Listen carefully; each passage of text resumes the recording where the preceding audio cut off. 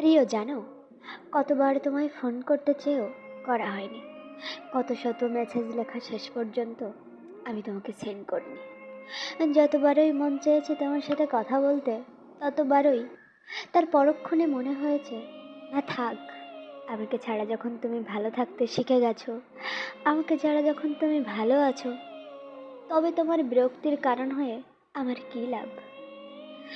মাঝে মাঝে মনে হয়, জানো তো, যদি আমার হৃদয়টা তোমার সাথে পাল্টাপাল্টি করতে পারতাম, তবে হয়তো তুমি বুঝতে আমার ভেতরটায় ঠিক কী হচ্ছে।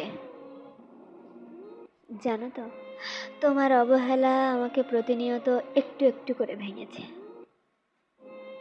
আমি অভিমানে কেঁদেছি, কিন্তু তুমি আমার সেই অভিমানের ভাষাটা কখনো বোঝেওনি, বুঝতেও চাওনি।